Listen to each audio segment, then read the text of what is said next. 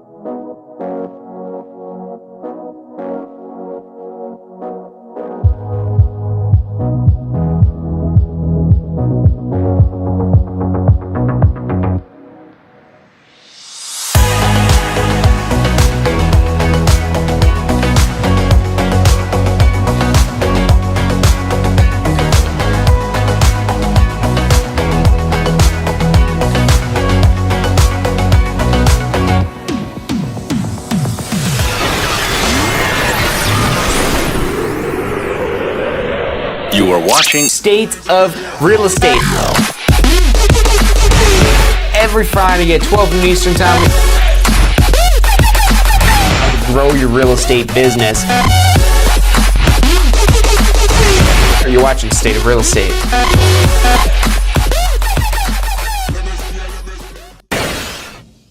Hello and welcome to this week's episode of State of Real Estate. My name is John Christopher. The show is brought to you by the Tampa School of Real Estate. We're here every single Friday, 12 noon Eastern Time, to help you mastermind to grow your real estate business. And what we're talking about today is a topic that's very near and dear to my heart. It's whenever I have practiced real estate, it's my favorite way to practice real estate. And, if I were to still practice real estate to this day, this would be what I would focus on. And I don't care what type of market it is, whether it's a buyer's market, a seller's market, whether there's low inventory or high inventory, you always want inventory.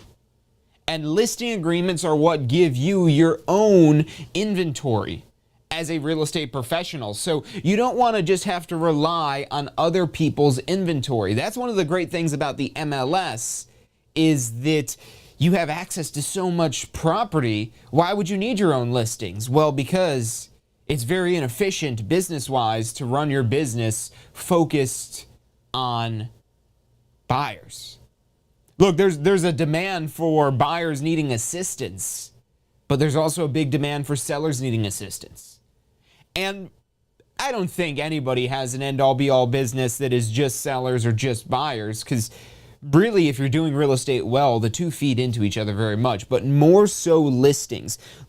Listings will give you more buyers than buyers will ever give you listings. We're going to break this all down today, and if you have any specific questions, we are live over on Facebook. We are live on where else? YouTube, on tampaschoolofrealestate.com/success. Make sure you're subscribed to the channel.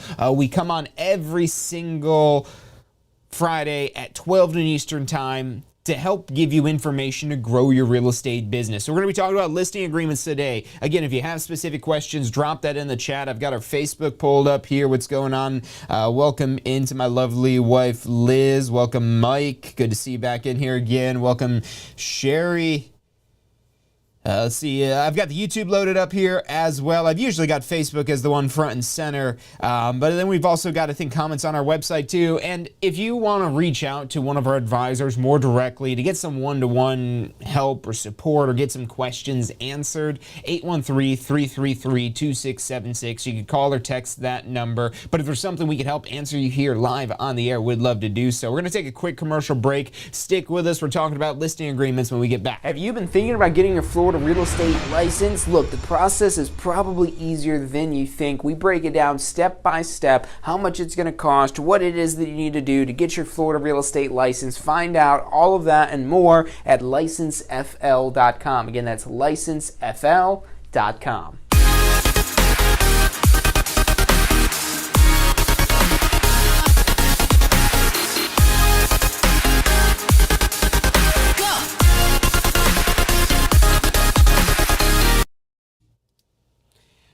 Hello and welcome back to this week's episode of State of Real Estate. My name is John Christman, and this show is brought to you by the Tampa School of Real Estate. What we're talking about today are listing agreements. So if we're going to go super one-on-one, and let me know if you guys want me to simplify or if you want to, go deeper into any of this stuff as we're going live. I'll keep the chat loaded up here and try to get any questions as well answered if you do have any. But let's start off super simple, just in case you're not even exactly sure what a listing is. Maybe you're not even sure what a realtor does if you're really brand new to real estate, and that's where you're tuning in here today. So let's quickly kind of go over what the listing agent is in a transaction. So the listing agent is a very important role because the listing agent is essentially who is getting the property on the market ready for sale. And if all we had were buyer's agents of people representing buyers with no listing agents, well, sellers wouldn't be able to get their properties sold, and we would have no properties to show to our buyers, because this is so much of what realtors are, between like the MLS and all the things it is you're able to do. A lot of that power, a lot of that responsibility, it really gets started with the listing agent. And again, one of the key parts of the listing agent is that it's very much a position of control of the entire transaction, because the listing agent is who initiates the sale of the property. They are who the seller is going to help get the property sold. And so what this listing agent does, so going back to the control, and they're initiating, they negotiate the entire commission.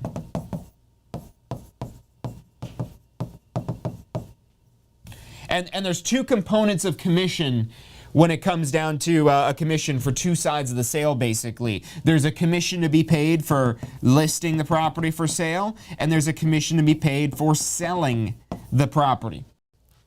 And the listing agent is normally representing the seller. The selling brokerage is who's representing the buyer.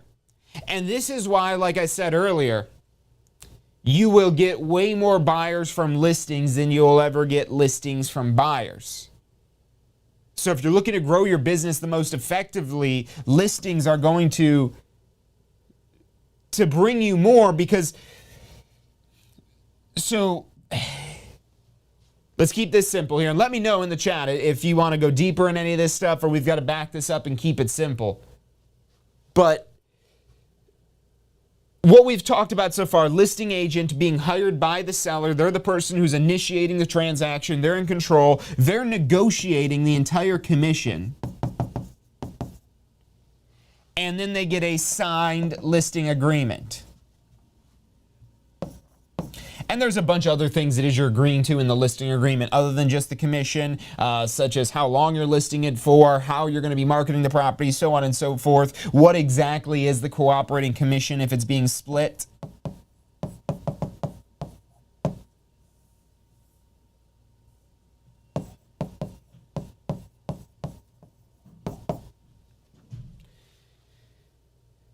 So you want to get to a signed listing agreement. When you have that signed listing agreement, you as the listing agent are the one that's in control of the transaction. You're the one who initiated the transaction. You negotiated the entire commission, which, let's say you negotiated an entire commission of, we'll say 6%. And let's say we're going to do a 50-50 split where for listing the property, that's worth 3% or half of the commission. And then for selling the property, whoever's representing the buyer, that's worth the other half of the commission. This is what we call co-brokering. Co-brokering means we're working together. Most transactions are completed through co-brokerage, meaning where, let's say this listing agent right here that was the one that's in control, that initiated the transaction, that negotiated the entire commission, they negotiated the pay for this buyer's agent. And that's, again, a typical standard thing that most listing agents will do is they'll negotiate the entire commission because they want to be able to list the property for sale with the pre-negotiated agreement for co-brokerage, meaning that the seller has agreed to pay the buyer's agent commission. The seller has agreed to pay for the representation of the buyer. Now, there may still be some sort of transaction fee or closing cost and things like that that the client's paying, of course, a down payment, unless maybe they're doing one of the no down payment options. We could get super technical on all this here. Go deeper. Okay, yeah, we could definitely go deeper on any of this stuff. And again, you guys want to dial this back and get back to basics and simple, just let me know in the chat. But I'll keep an eye on that and kind of gauge where we're going, because we could go real deep, or we could just stay kind of at the basics and understanding this here. And even if you do want to go deep in this, it's very important to understand this basic sense of what's going on here. I don't know if anyone ever goes and will just look up a definition sometimes, but it's amazing what understanding the exact meaning of just simple everyday words it is that you're using and what it is that they actually mean. So let's get back into this and let's go deep on the listing agreements. So this is how the pay works. And so what this means is if we've got a property that sells for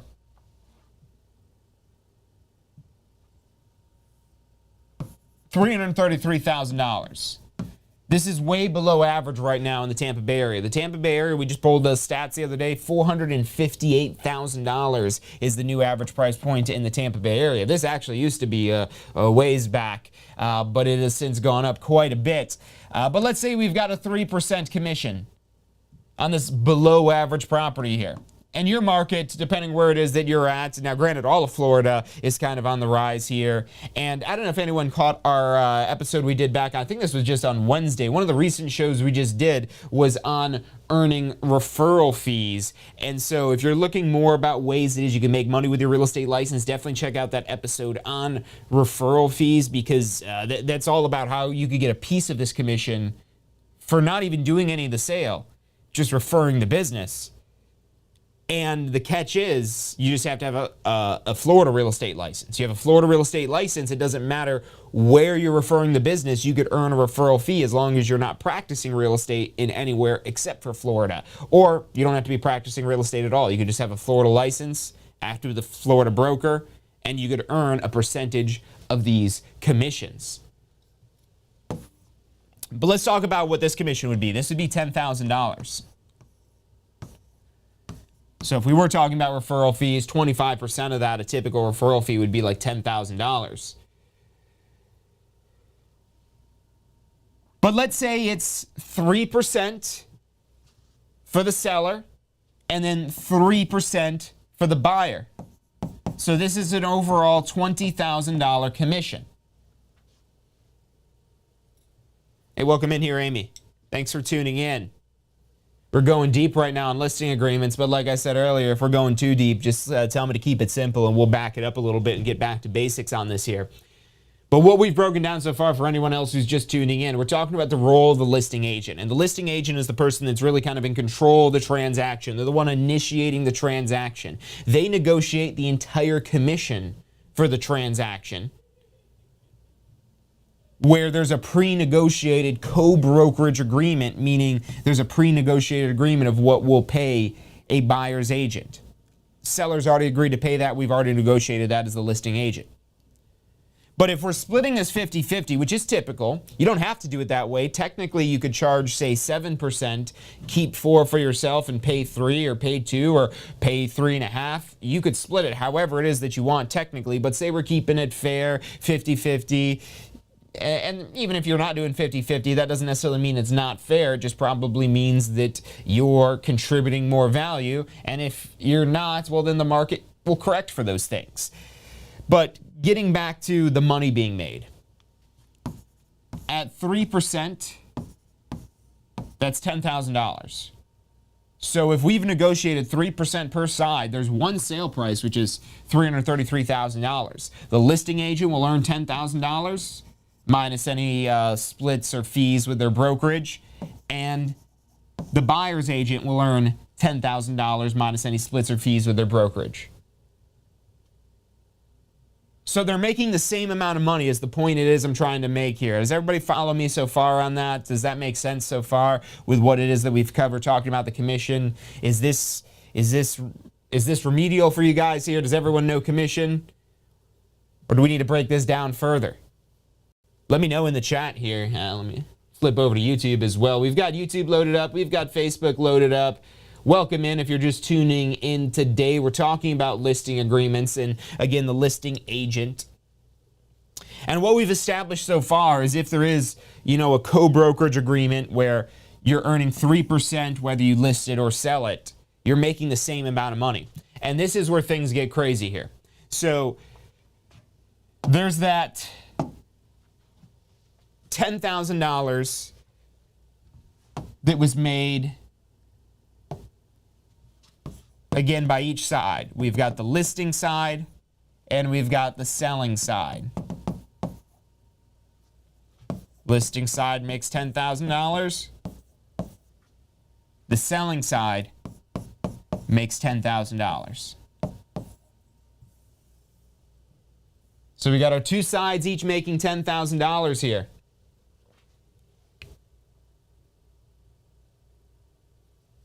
And again, which side is which? This is the seller's brokerage.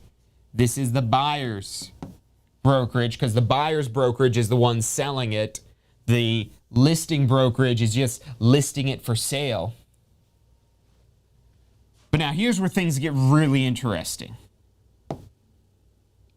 According to the National Association of Realtors, on average,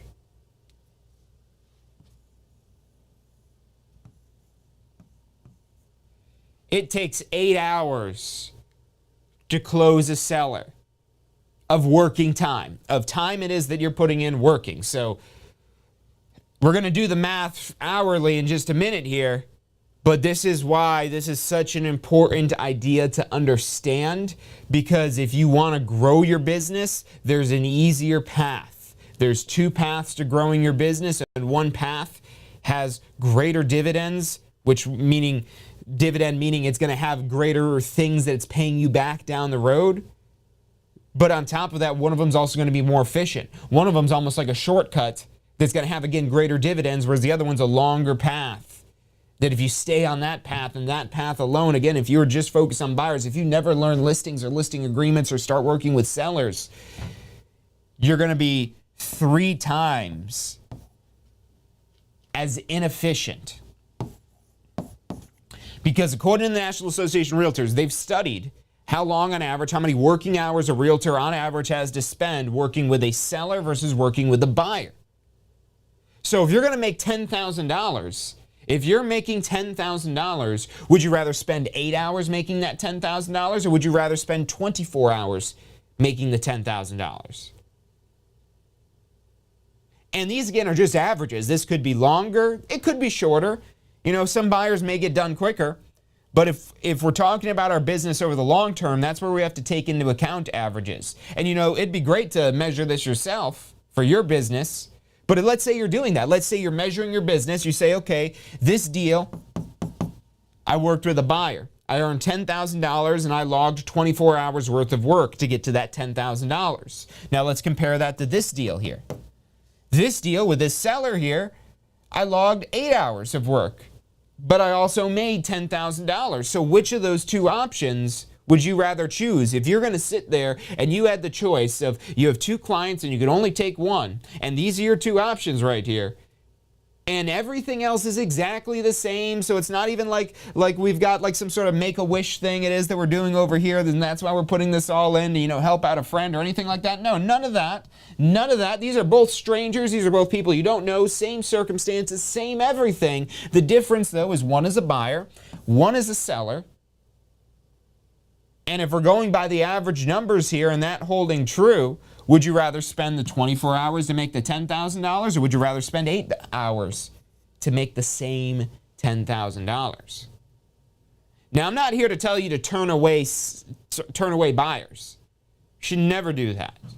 If you don't have the time to work with them, if let's say all your time is already budgeted out with sellers and you don't have any time to triple down with buyers, You could always refer that business. Even if this is in your market, the referrals don't have to be going to another state or another country. The referrals could be right here in your market. I mean, we were just talking about, again, on Wednesday, how you could refer business exclusively, not even actually sell real estate. You're just referring it. So you could refer real estate right here in your own backyard to real estate agents. You secure a referral agreement for, let's say, 25% or whatever percentage it is that you negotiate. It's a negotiable amount, but 25% is pretty typical. You could be making 25% of this $10,000, and then it's really even less work. Yeah, you've got to get your network and have relationships and blah, blah, blah, all that other stuff. So there's always something it is that you need to be able to make this $10,000 or some portion of it. But when it comes down, once you realize what it is you need to do to make this money, how it's done, and one of the things we could talk about here, if we're talking about how is it that you put yourself in a position so you know how to take advantage of these opportunities, and that's the post-licensing course. If you haven't taken your post-licensing course yet, that's required by your first renewal, but you don't want to wait before your first renewal. You want to get it done as soon as you can because there's real-world info like this to help you better understand how to build a successful real estate business. So there's so many great takeaways in that post-licensing course. And again, if you've got more direct questions, you can speak to one of our advisors, 1-813-333-2676. So you could call us up, you could text us at that number, and we've got advisors who are licensed themselves as instructors, as brokers, as even just a sales associate themselves. So they've been in your shoes, they've been through this process, and they're very knowledgeable. So definitely take advantage of that resource if that could be a benefit to you. Again, that phone number is 813-333-2676. But if you've got any more general questions or anything like that, let me know in the chat so we can answer those for you here. Because, I mean, hopefully this seems pretty obvious that 8 hours worth, and you might be saying, well, what's the catch, John? Usually, you know, when something seems too good to be true, you're meaning and maybe it's just making $10,000. Maybe it's just the idea of making $10,000 in a 8-hour period, or even in a 24-hour period. Let's do that math real quick. Let's do the math on this here and see what is this per hour. Because that's where this math really starts to blow people's mind if you're new to real estate. And like I said, if we're going too deep on any of this stuff, let us know in the chat. Welcome in, Alana. Thanks for tuning in today. But let's take this $10,000, and let's say it takes us 24 hours to make that $10,000.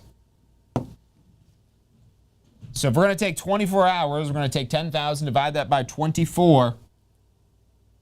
And that's going to give us about $400 and we'll say $17 an hour.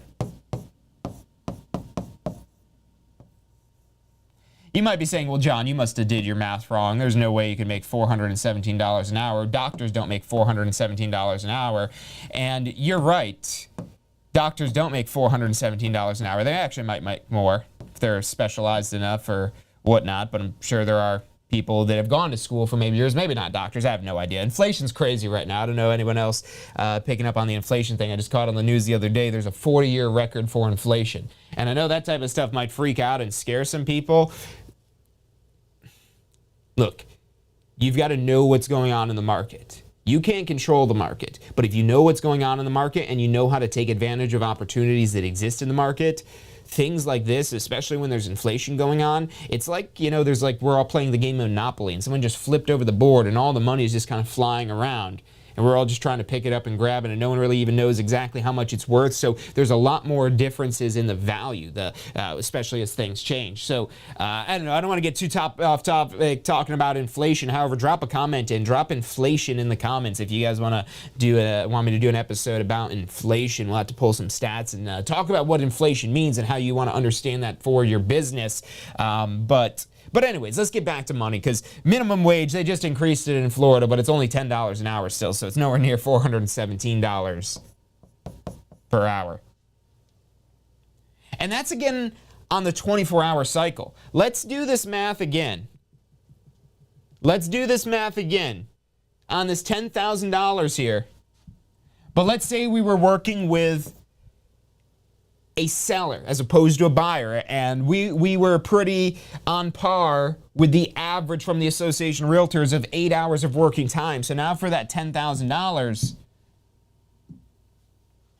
We're making $1,250 an hour.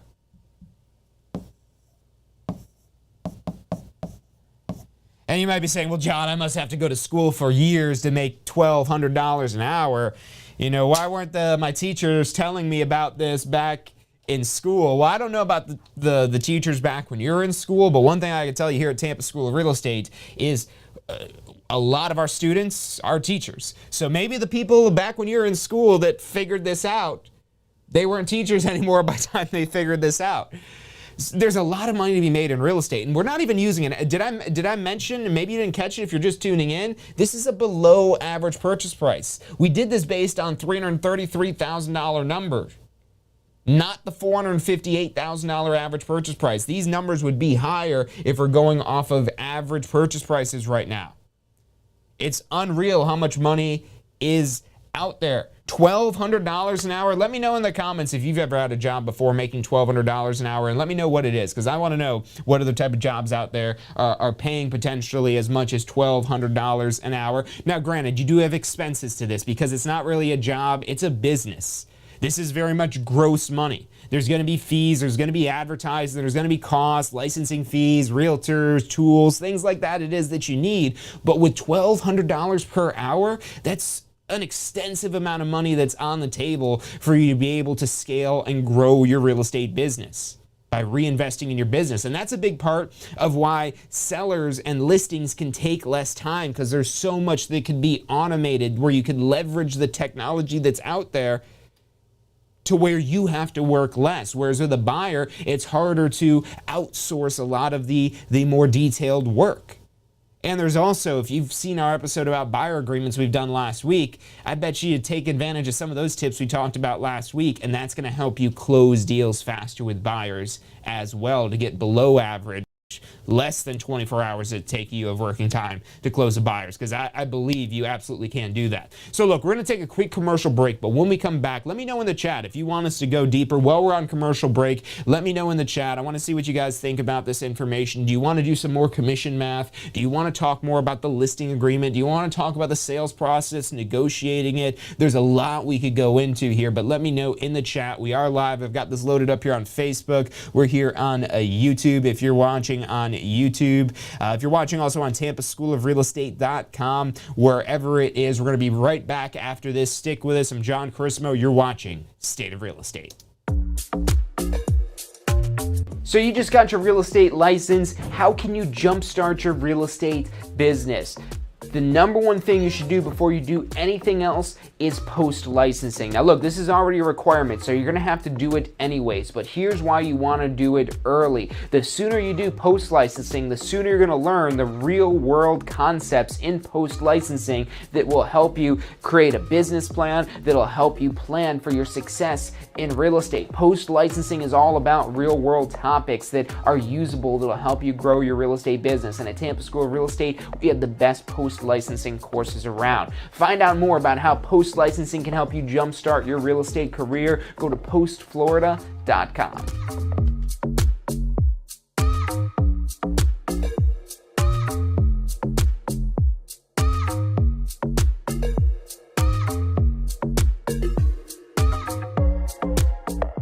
Are you studying for your Florida real estate exam? If you are, you need to check out our Pass First Try strategy. You're gonna love this. It's 4 steps that we break down the process to study for your Florida real estate exam. So you're set up to pass your Florida real estate exam, because that's what you're studying for, right? To pass your exam. It's 4 steps. Number 1, you learn the information. You've got to learn this to be able to pass the exam, but it doesn't stop at learning. Step 2, you've got to reinforce the basic, simple, key concepts. As you learn this information, keep reviewing the simple things. You don't need to know everything, but you got to review these basic key concepts. Step 3, you've got to test your knowledge. The exam's going to test your knowledge, so if you don't test your knowledge in advance, you won't find out if you know what you think you know until you take the exam. And then step 4 is be confident and prepared, because even if you know this material, you need to be confident that you know the material. Check out the full strategy at passfirsttry.com. That's passfirsttry.com. Hello and welcome back to this week's episode of State of Real Estate, brought to you by the Tampa School of Real Estate. We're here every single Friday. And yes, we're here to let you know about Tampa School of Real Estate, but I mean, we could just go buy a bunch of ads, and we do, but we know this is a big decision. And you have questions. What am I doing to make money? Well, one of the things it is you've got to do to make money with your real estate license is listing agreements. So here we are on Friday, 12 noon. I've got a laundry list of things it is I've got to get done today. So why have I been here every Friday for years talking about real estate? There's a lot of more efficient ways. I mean, I could just record a video once talking about Tampa School Real Estate. We could run an ad on that, and I don't have to be here every single week talking about real estate. But we're not just here to talk about Tampa School of Real Estate. We're here to help our students better understand, as well as potential students, better understand what a real estate license can do. What good is a real estate license if you don't know how to use it? And you might not want to get a real estate license unless you at least know what you would do with it. You know, think of, and pretty much all of us have a vehicle, but think of before you had a vehicle, before you wanted a vehicle. You had seen other people driving vehicles. You'd seen it happen. You understood how it worked. You started to learn, okay, you turn left, you do this. So before you bought your own vehicle, I'm sure you knew how to drive. So here you are maybe considering a real estate career, but you don't know how to drive. You don't know how to drive your real estate license. And over the break, we talked about post-licensing. I also mentioned that earlier in the show today. And that's something that a lot of agents, myself included, when I got started, I delayed and put off until right before my renewal. But that's such an essential course for helping you better understand the real estate business, how to understand what to do with your real estate license. Whereas your pre-licensing is a lot of laws and rules and stuff you need to know to prove to the FREC that you won't harm the public, or that you can be trusted not to harm the public, because you know what not to do. And then once you have the license, then your post-licensing gets more into the real-world information, such as listing agreements as well. And so what we were talking about today, again, is basically how the money works for a listing agreement. And we talked about, you know, if we had an average price home, we got a $333,000 home, and somebody goes to the seller as the listing agent to initiate the sale, to basically say, hey, let's make this happen. Let's do this. And that person is the one that's in control of the transaction, the one initiating the sale. They're going to negotiate the entire commission. So let's say they negotiated a 6%. That's a pretty typical commission, but it is always negotiable. Could be more, could be less. And typically it's split 50-50, but this is up to the listing agent of how they want to split the co-brokerage commission. Co-brokerage meaning, again, we're cooperating with another brokerage. We don't necessarily have to sell it, because if you're practicing as a transaction broker, this is something you'll learn about in pre-licensing. The transaction broker is kind of like a limited relationship with your client where you're serving them, but you don't have full loyalty to them, so you're able to work with both sides. That's what's assumed in Florida. And if you're using that assumed relationship, you could work with both the buyer and the seller and earn this entire 6% commission yourself. So instead of just $10,000, you could potentially get $20,000. But then the catch is, when you work with the buyer will be more work. On average, it's 24 hours of time versus 8 hours of time working with a seller. And when you break that down, you could see why you want to gear your business towards sellers. Yes, you can get some buyers too, because honestly, $417 an hour isn't that bad. But which one of these two options are going to give you more funds to grow your business? If you're okay with $417 an hour, okay, but then how much more money do you need to also grow your business as well? You might say, well, what? I don't need that extra $800 an hour. Well, maybe you don't need it, but if you had it, what could you do with it? Could you be more productive? Could you afford to take more time off? Could you, I'm sure you could find a way to spend this extra $800 an hour. And again, the reality is you'll still have buyers to work with as well. Because what happens when you get listings is you do get buyers. Because you advertising this property for sale, you're basically guaranteed this commission as long as you get the property sold. If you're using an exclusive right of sale listing agreement, that's a very specific type of agreement, the one that's your typical agreement that's normally used, because it essentially guarantees you a commission as long as you get it sold within the terms of the agreement.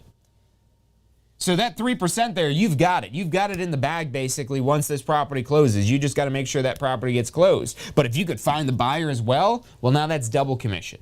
And yeah, that's extra time it is that you're putting in here. But let's say this buyer doesn't want to buy this property. That would be really easy. It'd be an easy sale if they just want to buy this one it is that you have right here. But let's say that they're considering, rather than buying this property, they're like, this one's good, but I don't know if it's for me. Now, even though you're the listing agent, even though this is your listing, that doesn't mean you have to sell them this property. Because again, as the transaction broker, the assumed relationship in Florida allows, this is your client in a limited capacity, not necessarily a full capacity, unless you change that in writing. But by default, you could work with multiple clients on either side of the transaction. So if this isn't the right fit for them, look, real estate isn't about being a pushy salesperson and trying to convince somebody to buy a property it is that they don't want. We're typically more so here to help make sense of the situation, help people understand what they're doing with this property, whether it would be a good fit for them or not, because people need help figuring that out. Because they're not professional home searchers like you may be. And you might not even have a real estate license yet, but you may be a professional home searcher. But here's the thing, the average typical person isn't on Zillow every single day or on whatever real estate website every single day looking at real estate. There's a lot of people that are, especially when they're considering buying a home, they start looking at it more, but not to the degree where they're a professional in the matter. They're not trained to be a professional in the matter, whereas you, on the other hand, are. And you also have the tools and resources of a professional available to you once you're licensed and you've got the realtor tools and you're joined with a good broker and all these other resources it is that you have to make this all possible and make this all a reality. So that's the listing agreement. I want to thank everyone for tuning in today. If you got any final questions or anything else you want me to cover or go over again, drop that in the chat here. Remember to subscribe to the channel, hit that little bell icon, or better yet, drop in your email on tampaschoolofrealestate.com, and we'll email you out updates every time it is that we've got new content to help you better understand real estate. Look, you don't even have to be considering a career in real estate, but if it's something that you maybe thought of doing on the side, maybe you want to earn some referral money, not having to even sell real estate, but just earn a little cut of the deal for just making the connection. There's so many opportunities through having a real estate license, just through some extra money on the side, all the way up to being a top producing mega listing agent. How would you get to that point? Well, a lot of times it starts with just getting started. Just getting your real estate license, taking that first step, getting enrolled in the course. Now, maybe you already have your real estate license and you're like, well, I've got the license, but I'm not sure what to do yet. And I'll ask you this, have you taken post-licensing? Now, that post-licensing course is not the end-all be-all. You may have taken it already. But that post-licensing content and information, even if you've taken this already, this might be where you want to revisit some of that information from what you built in a business plan, going through that post-licensing course. You know, when you're doing your post-licensing, don't just do it to go through the motions. And that's what happens so many times when people end up doing this right before the renewal. Again, this is what I did. When I got my real estate license, I waited till right before the renewal, and essentially I was just going through the motions to complete my post-licensing course. Because I was like, it's a stupid renewal I got to do. I hated studying for the state exam the first time because there was so many questions and so much information, so many laws and rules, and I'm like, what do I need to know this information for? But here's the thing. In post-licensing, you're not really asking yourself that question of what do I need to know this information for, because the information is more so the information that you want to know now that you have a license and you could actually use it to make money. The Florida Real Estate Commission isn't concerned with you learning how to make money with a real estate license when you don't even have one yet. They're not giving you any credit or requiring any credit for understanding. Like for example, taking this live stream today, you don't get any credit for learning how to use listing agreements to make money. But if you're taking the post-licensing course, it actually includes a section in there about the listing agreements and about sellers and about building that into your business plan and about prospecting for new leads. There's so much in that post-licensing course that will better help you understand real estate. and better understand what those next steps are and what that next path is. And if you, again, do have any direct questions, you want to speak to one of our advisors, you can call us or text us at 813-333-2676. Again, that phone number is 813-333-2676. I want to thank you all again for tuning in today. If you've liked today's episode about listing agreements and you want to see more content like this, hit that thumbs up button for us so we know which information it is that you want to see more of, or let us know in the comments if you want to see some other info and some other topics covered on our weekly live streams, because our goal here at the Tampa School of Real Estate is to be more than a required class, to be more than just a course it is that you take to get a license, then you're trying to figure out everything else on your own. We've been here doing this since, I think, 2017, every single week, Wednesdays and Fridays, 12 noon. Make sure you're subscribed. That's about all the time it is that we have for today. I want to thank you for tuning in. We'll be back next Wednesday for Ask the Instructor. Until then, everyone have a great week. If you're looking to get in on the real estate action that's going on in Tampa right now, we're who you need to talk to. We can help you get your real estate license, start your real estate career. We're here to assist you for the life of your real estate career. Give us a call. Phone number is 813-928-0106, or check us out online at tampaschool.com. Do you want to incorporate studying for your real estate exams into your busy schedule? Now you can review the key topics you need to know to pass your class and state exams with our MP3 audio review. Simply pop in your headphones or connect to your car to reinforce crucial information while you exercise or drive. Listen to the first unit for free at mp3audioreview.com. That's mp3audioreview.com.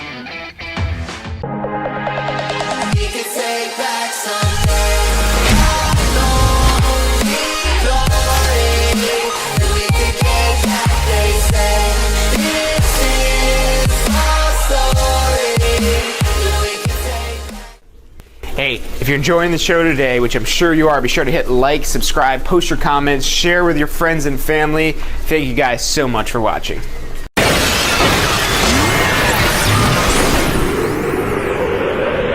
You are watching State of Real Estate. Every Friday at 12 noon Eastern Time. Grow your real estate business. You're watching State of Real Estate.